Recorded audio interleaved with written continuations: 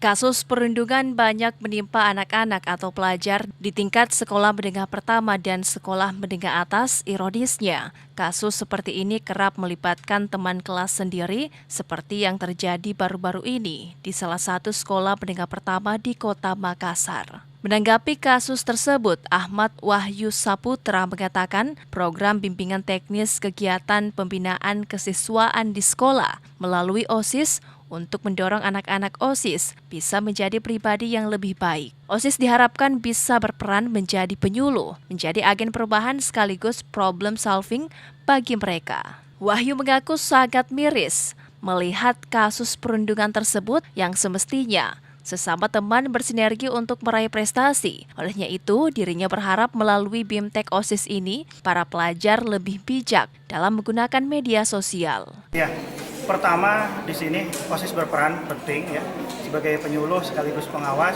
supaya teman-teman anggota OSIS yang ada di sekolah itu tidak terlibat hal-hal seperti itu lagi gitu kan.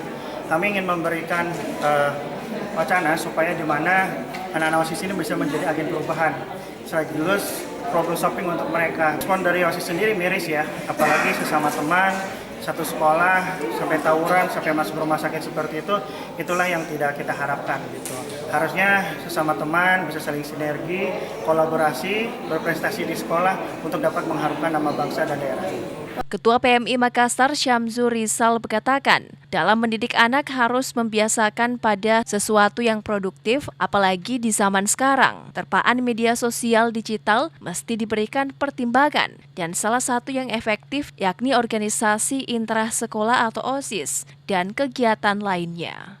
Ada teori modern bilang, ada teori stimulus respon. Semua orang akan jadi apa yang dia dapat.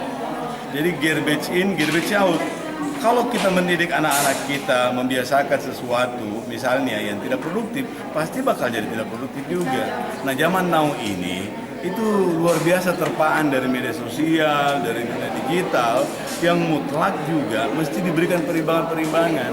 Salah satu yang paling efektif itu menurut saya adalah organisasi intrasekolah, termasuk OSIS dan kegiatan-kegiatan yang lainnya.